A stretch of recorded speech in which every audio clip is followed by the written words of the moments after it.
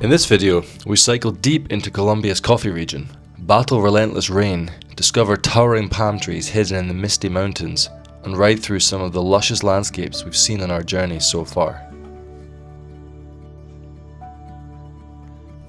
This stretch took us through the heart of Colombia's coffee region, from the mountains near Pereira through Salento and Filandia, and the lush landscapes around Hacienda El Diamante.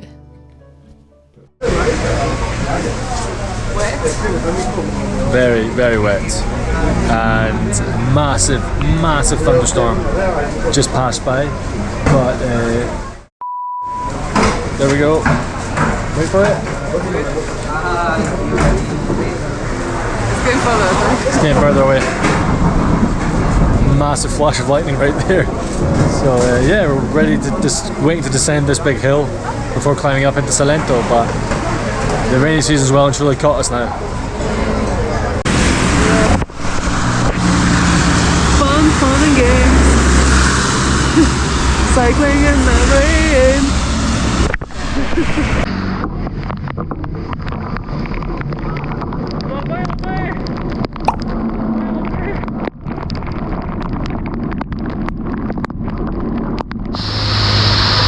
It's absolutely pouring,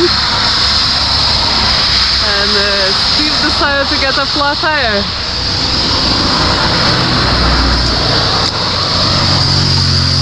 Completely flat. Brilliant timing, huh? Ridiculous. We knew the rainy season would catch up with us eventually, but we weren't really prepared for riding with wet feet every single day. The worst part was never being able to dry our shoes properly. Everything just stayed damp. We tried to tough it out, but it was too cold to ride in sandals, so we just accepted our fate and kept pedaling. We were excited to reach the colourful town of Salento, famous for its traditional bajareke houses built from bamboo and earth. After days on the road, it felt like the perfect place to slow down for a moment. We left our bikes with a mechanic for a few adjustments and jumped into one of the many jeeps heading towards Valle de Cocora. Valle de Cocora is home to the Quindío's wax palm, Colombia's national tree and the tallest palm tree species in the world. Growing up to 60 meters high, they tower above the misty Andean landscapes like something from another planet. The valley is also known for its hiking trails and incredible biodiversity, so we couldn't resist spending a day exploring it. It truly lived up to its reputation for being misty. The clouds drifted through the valley the entire day, sometimes hiding the mountains completely before suddenly revealing them again. We spent hours wandering through the trails, crossing hanging bridges, spotting birds in the forest, and slowly making our way towards the giant palms. Seeing them emerge through the fog was surreal. The scale of them is hard to describe, impossibly tall and almost prehistoric looking. It felt less like a real place and more like walking through a dream.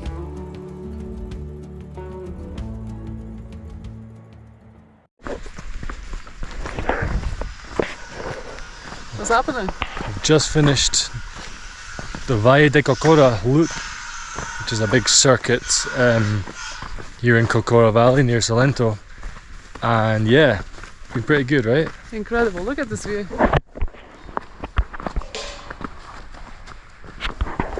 Apparently the tallest palm trees in the world are here, and yeah, it's not just the palm trees were really cool, and the nature and the scenery and everything really spectacular, but the amount of wildlife we saw, I mean, So many cool birds. we saw, I don't even know how many, like 15, 20 species of birds probably.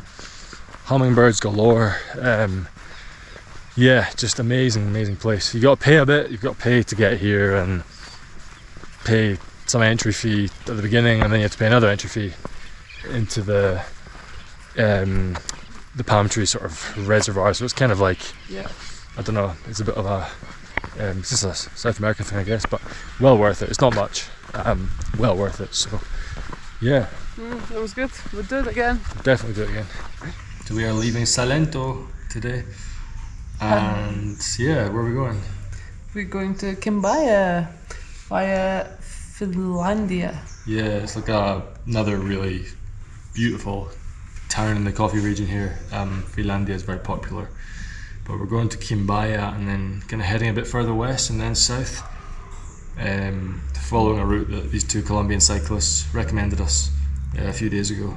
It's kind of like off the beaten path that it's like not really recommended to tourists, but apparently still very beautiful. So yeah, we'll take their advice into account. Yeah, a bit sad to leave Salento. People said it's very, very touristy and kind of ruined by tourism. And it is touristy, but it was actually really beautiful, and it didn't feel like one of those places where people just try to take advantage of tourists. So it was nice. We had a really nice time here and saw loads of birds. Yeah, would recommend Salento. We'll definitely come back as well at some point.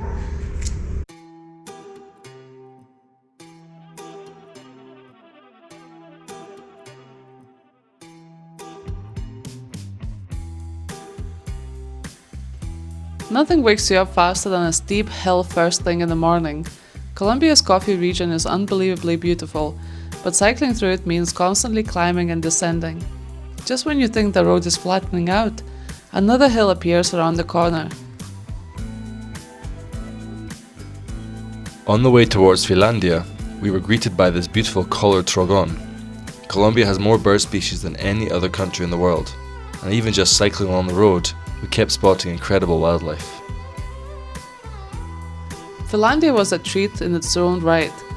Somehow it felt even more colorful than Salento, which we didn't think was possible. Bright balconies, painted doorways, music spilling into the streets. The whole town felt alive.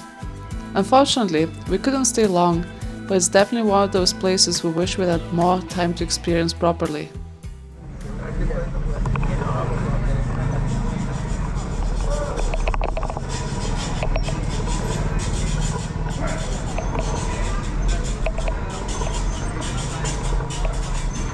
Every single day I'm looking forward to lunch, just because we get so much nice food. So got some soup to start with. How's the soup? As always, really good. Really nice.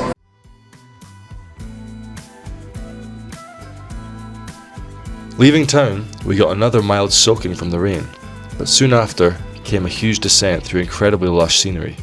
The mountains around us were covered in deep green jungle and coffee farms, with clouds hanging low over the valleys. At one point, we both said we could happily buy a finca there and never leave.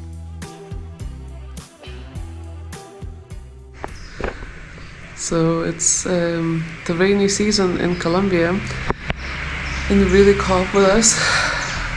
It rains every single day now. The good thing is that it usually rains at night or kind of early in the morning or late in the afternoon. So usually once this is over,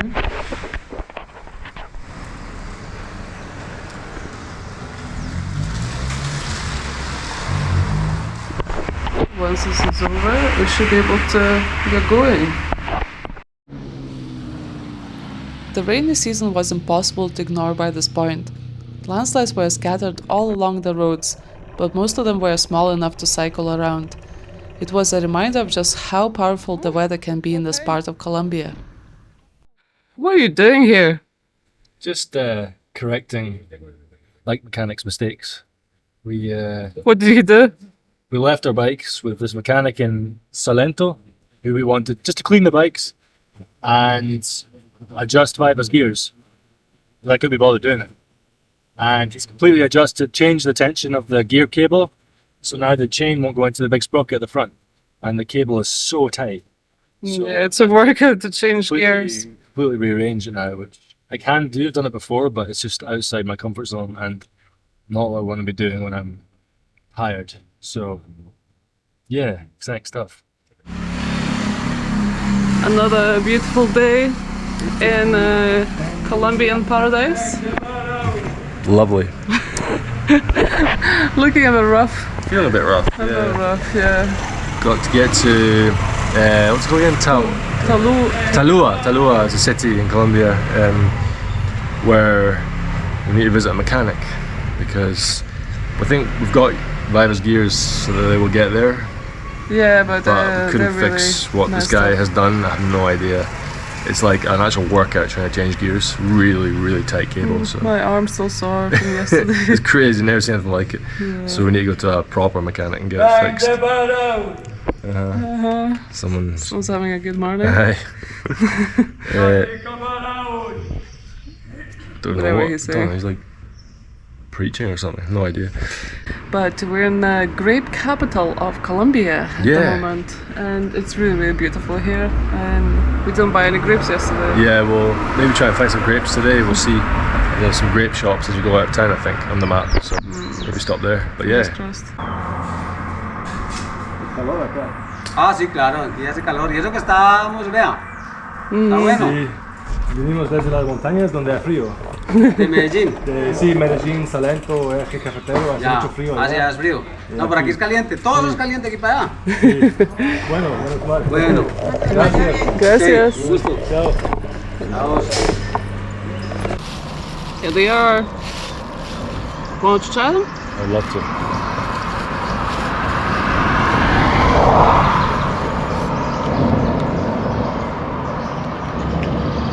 Good.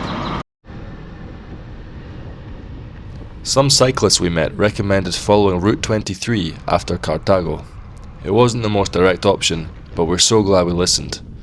The road wound through endless farmland and tropical scenery, with sugarcane, banana trees and coffee plantations everywhere we looked. It ended up being one of our favourite stretches of the entire trip. This is expectation. And this is reality.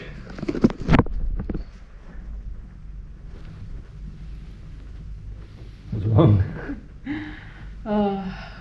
Everything's sore. Basically, I had this headache kind of on and off since Medellin, where I had migraine. And it just, I don't know, left side of my head is just sore all the time. Teeth are sore. And now that the mechanic messed up my gears, my entire arm is really sore. So the left side is just dead. Yeah. Hopefully we'll get that fixed today with the bike, and At least the gears. sounds like a sinus infection. I'm not entirely sure, but I think it's just the result of constantly being on the move now. Yeah. That we got deadline to meet and get to Quito before the 21st of May. It's full on. It's full on, and I had one rest day in the last month. Yeah. Yeah, exactly. Good. One rest day. We'll get another one soon. We made a quick stop in Tuluá to fix Viva's gears, and honestly, the mechanics there worked miracles. From there, we continued towards La Magdalena, where we stayed in a small eco-hotel surrounded by nature. The place was full of birds, especially hummingbirds constantly darting around the gardens. After days of rain and long climbs, it felt like the perfect place to slow down and recharge.